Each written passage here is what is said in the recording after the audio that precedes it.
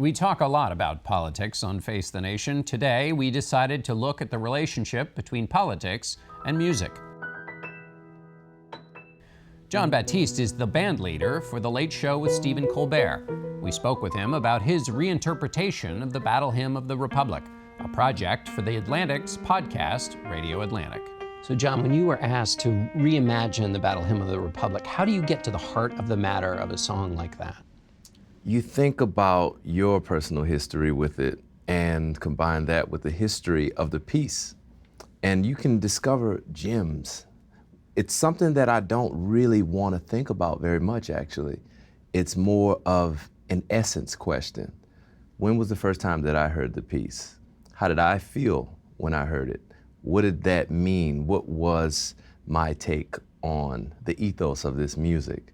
And then you read about it after you discover, how did I feel about it before I knew anything?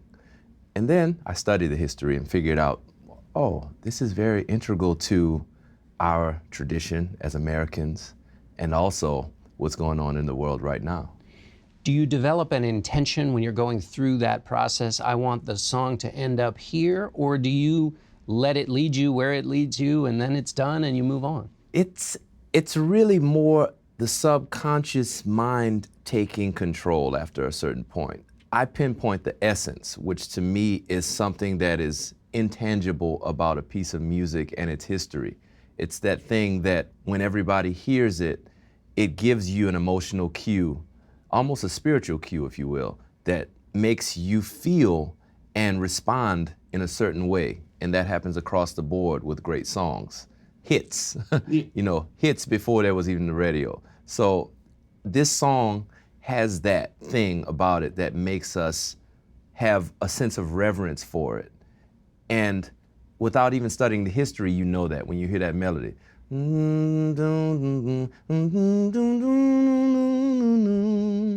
So for me, I like to keep that essence and then let my subconscious mind go. Free association with things that I'm listening to at the time, something that I may have been working on several years back will come up, and there's no intention other than just to, follow that stream of consciousness.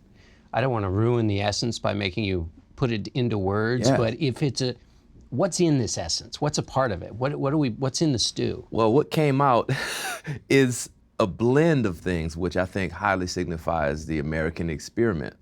You have the blend of African rhythms. You have this almost chorale-like chant going on in the music mixed with the gospel choral style, the way I'm singing. There's a drone, which you find in a lot of Eastern music. There's a prepared piano, which is when you take different artifacts or tape, wallet, coins, whatever you have really to affect the sound of the piano. And laying those across the strings of the piano, I was able to create drums, sound like tabla drums or hand claps or different types of percussive elements, bells, church bells. It's just a blend of everything that I think if we, at our best, the ideal of American life at its best is everything coexisting and the great compromise of every element being here and living as one. And that's what the piece represents. Is there a line from the piece that speaks to you really strongly out of that piece? Wow. His truth is marching on. It sounds the way that a march sounds. Da, da, da, da, da, da. Something about that melody. It's like one foot after the other. I like that. And I also like the idea of what she's saying. His truth is marching on, meaning that this victory is not just a victory of now. This is a victory of all generations after us and an eternal victory, because she's talking about the Creator. So there's so many layers in that one line. There's the actual, his truth is marching on, which is alliteration, musical alliteration. And then there's actually the reference to eternity, which is, I think, is just profound. You said the line, "His truth is marching on," is like a march itself. Yes. Does that, you know how to use the power of music to literally get people out of their seats, to clap uncontrollably. Do you hear that in this song? In other words, if you're not in the march, come get in the march. It's a call. It's a call to action. It is saying, his truth is marching on, with you or without you, in parentheses. Even the idea of a march is resolute. Something about a march is saying, we have decided. This is the direction we're going in as a country, as a nation, as a world. And you can join us, but if you don't, straight ahead we will go. So I think it definitely is a call. So you mentioned that call was in its moment. It was going back to the Creator, so it was eternal. And then you've been asked to reinterpret it for this moment. Yes. We're in a moment now where people say, truth maybe is up for grabs. Yes, yeah, absolutely. Well, there's something about the idea of developing your philosophy and worldview that I approach this song with. There's lots of different musical backgrounds that I'm drawing from, not just the history of the song, but things that were never associated with the song. Like, for instance, when I was creating the sound of a tabla drum, I don't think anybody's ever associated the song with that tradition in music, in Indian culture. But I thought that a person who lives in a world and is trying to love their neighbor and exist with other people who they may not even understand should be put in positions where they have to deal with them. And if you have to deal with somebody that you don't really understand, that's the only way to solve an issue you may have with them. Not from, your castle way on high saying, we don't want them here. Not from a place where you're saying, well, I don't get them, so what they're saying, they must not have any value or truth in it. Truth being up for grabs is something that you think of, but I really think that comes from people not actually being in the same room enough to say, okay, you're just like me. We have maybe different things going on culturally or in our upbringing, but we're all just here together. You've tried to do that with your music more broadly. Use Absolutely. it, and so take it from this song and what you see music being able to do in your work or just in general to create those bridges, because right now we're in a place where people don't feel like there are bridges. Music will always be a bridge depending upon who's using it. You can use it as a bridge or you can use it for something else. I think music has the power to get people into the room together that may not come into the room with one another if it weren't for the musical experience. And it's pretty hard to hate the person next to you when you're laughing and dancing next to each other. I mean, just that alone is a great icebreaker in terms of starting a discussion, or, even when I go to lots of different places to speak and I'll also play, and there's the most brilliant people that are there, and you realize that you got to use the left side of the brain and the right side. Since you think about music and its social component, do you have musical reactions to events, whether you see something on the street or whether it's an event in the news? Most of us would react kind of through a thought process. Do you react in music? I react when I see something on the news from a place of empathy. I try to practice empathy. Empathy is constantly what I'm striving to have as my knee-jerk reaction, because it's not always. So empathy, I think, leads to music, if that makes any sense. Empathy is something that when you put it into practice, your response becomes less verbal and less physical, and it becomes more emotional, because you have to sit back and reflect for a while before you act. Why do I feel this way? What can I do about this? Does your upbringing in music, which is collaborative, I mean, jazz is, you gotta make room for the other person, let them interrupt you, then follow along. Is that, I mean, do you, because that is the way the music works, but it Right. also has a beautiful social instructions. Listening. Empathy is listening. I haven't made that connection yet, that's it. Jazz music is about the group. So if you're about yourself, the music won't work. And growing up in New Orleans, I have so many stories of, playing with elders who have years of experience. It's like these village elders, they're like 4 musicians who taught everybody when we were growing up. And they would tell us stuff and it just would go over our heads. He'd be like, if you're gonna do that, then we won't be able to get on your train. And I'm like, 14, I'm like, my train, I was just trying to play the notes on the page. And he's like,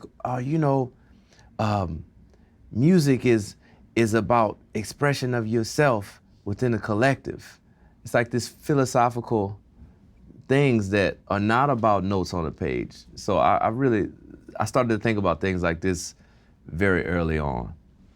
Is there a song that you feel, or do you feel pulled to write, not to reinterpret, but to write something for the current moment we're in politics? I think I am always, look, jazz music is about the moment. It's the most modern form of music, arguably, because it's literally created in the moment.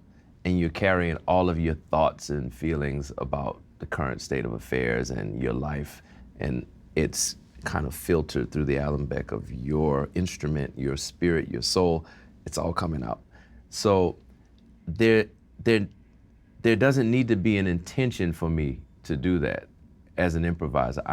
I'm speaking of the moment inherently in the craft, but I do want to make a definitive statement about what's going on right now. I think the battle hymn is just the tip of the iceberg for that. Is there another place you would go? Is there another song that you would reimagine to continue down that path, or? It would have to be an original. It would have to be something, and I've thought about what form to do it in. Maybe it's an orchestral piece I've been thinking about. Things are, again, subconscious mind has, I put lots of things into the machine and they spin and they grow and I'm not thinking about them, but they emerge at the right time. So I kind of trust that. But I know there's some stuff coming that will definitely speak to this moment in time. And that machine doesn't, or does it work this way? I mean, I don't imagine it works, you hit print and it works on its own timetable. No, so it's like Duke Ellington said, he had the, music was his mistress. Music is my mistress, that was the thing. So he's, when she calls, he's like, it could be 4 a.m.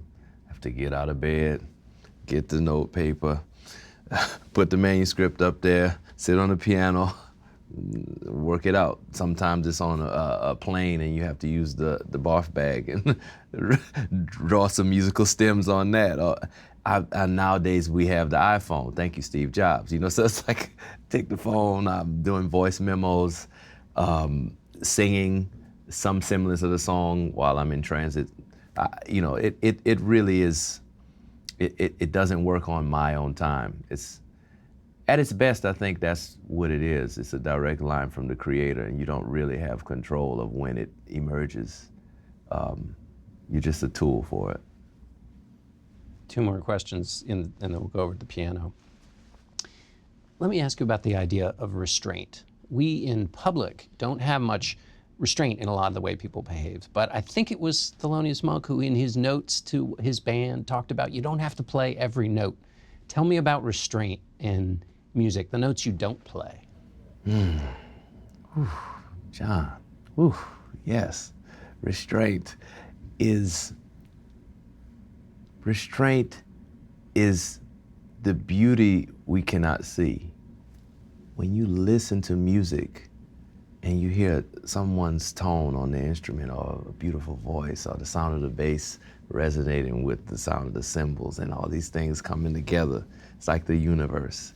And then when there's space, it allows you to appreciate what you just heard, and to understand it, and to process it, and then to respond. Because the listener is a part of that dance as well. When you're listening to music, it's not passive.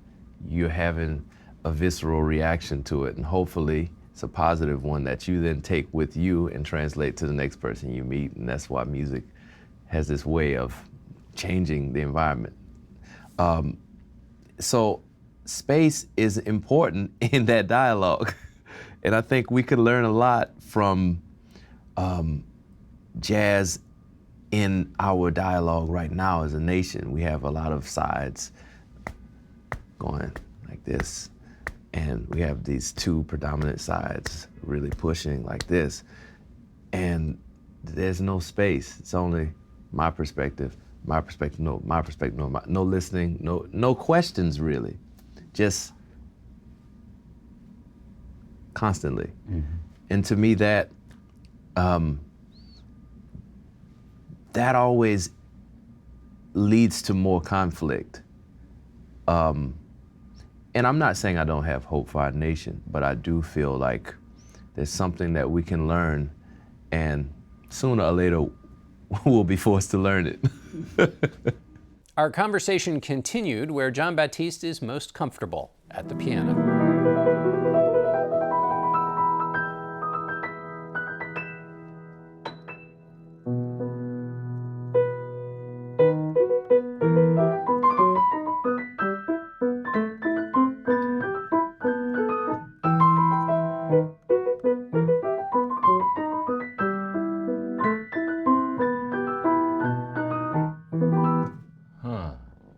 So that's nice.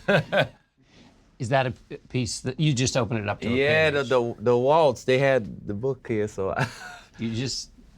Yeah, I like to take these classic pieces and just do my interpretation of them. And how does your process work with music? How much of it has to be intentional? I am practicing this specific thing, and how much of it is what you just did? Well, the fun is having that spontaneous moment where you're walking down the street and you're whistling a tune and you don't realize, and all of a sudden it's like, oh, wow, I can do something with this. But being here on the show and leading a band for so many years and just studying music, there's definitely a need for intentional practice, because you have to develop material for the band to play, or you have to really think about, what is it that I want to get better at? And you have to look in the mirror and say, okay, this is not happening in my playing. I want to make it happen. What are you trying to make yourself better at? Wow, I'm always thinking back to basics. How do I play a chord and make somebody cry? How do I make a chord and make somebody want to literally just jump out of their seat for joy? How do I play one note? Like the basic, simplest things are the hardest in music. Pyrotechnics are impressive, but you don't want to impress somebody at the deepest level of music. You want to profoundly impact somebody's heart and soul and change their mind or perspective on something.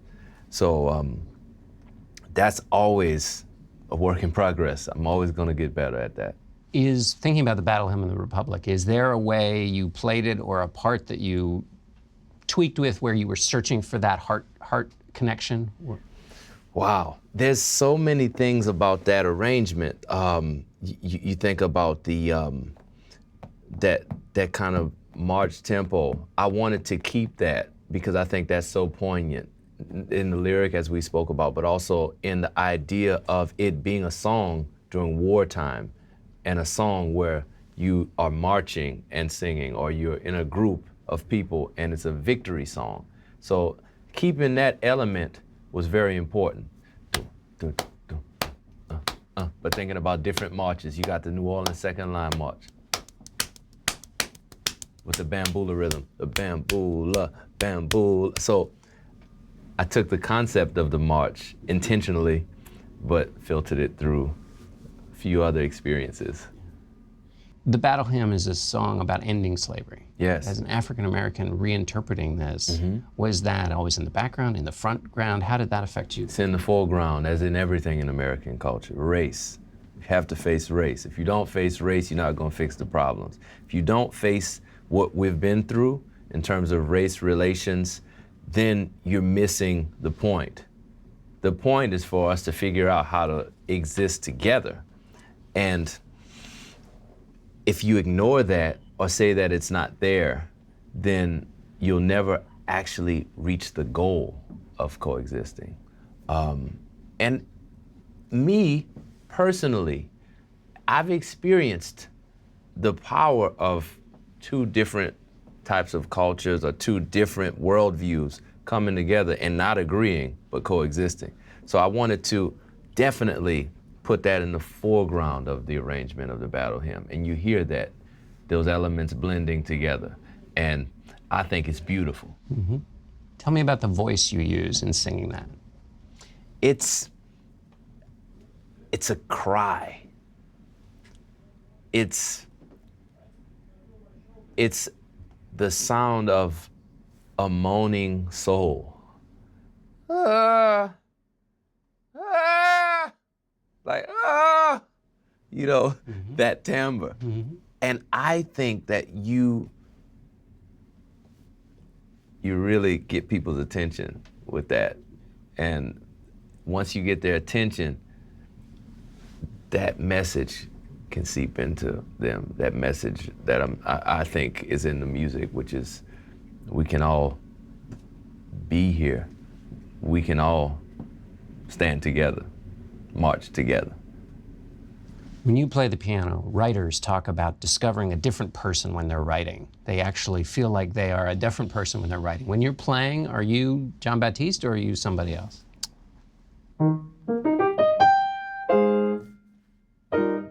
At my best, when I'm playing, it's like I'm talking. So I'm here. Oh, is that right?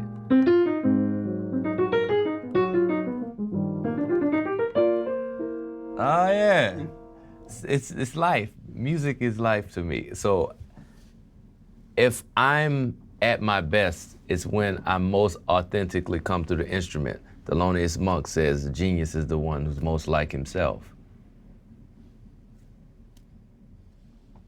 I just had to let that sit there. That was good. So that was me being participating in restraint.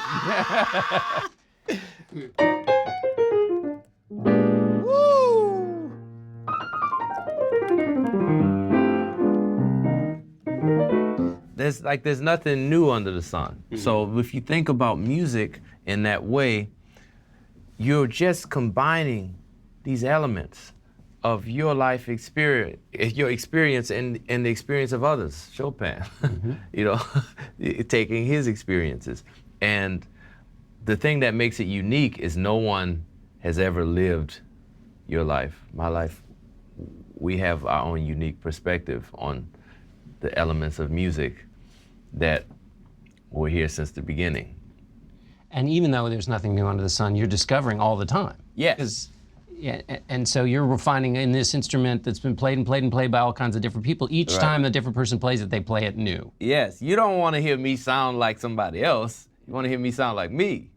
And when I sound like myself, it inspires you. Even if you're not a musician, there's something about hearing someone project who they are through an instrument that's exciting. When you hear Miles Davis, or when you hear a great singer and you recognize the voice immediately, just from the first note of the lyric. You know, that's like, you know, Johnny Cash or Billie Holiday, you just hear, it's like, oh, wow. There's something exciting about that. And that's what inspires me musically. Because you want to show that voice, because of what you think it can do to for other people. I think, yes. I think it can really enrich people's lives in a positive way. It's a tool. It's just another tool of service. If you believe we're here to serve, then this is just another way of serving other people around you and giving of yourself at its best. You once said you like to let your mind wander in the service of the audience. Yes, yes, yeah. well, I oftentimes think that what happens in the moment, and as an improviser, this, it can crash and burn, but I believe what happens in the moment is oftentimes greater than what you could think up beforehand. And if you let yourself get into that vulnerable place, letting your mind wander and finding it, you will find something eventually that is just, you'll discover something, I'll say, that is beyond. And people appreciate you for it. Mm-hmm. So I can't keep you here all day, but will you play us out? Yeah. I'm letting you go now, Jon. This is it there.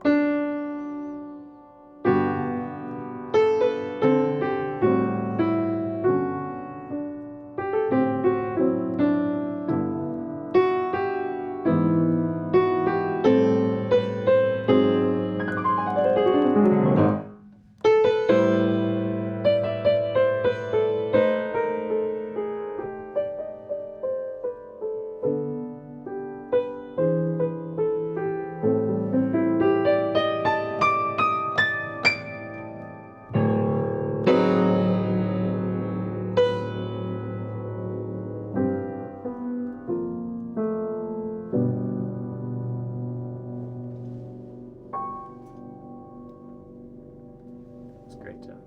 Thank you so much. Thank you.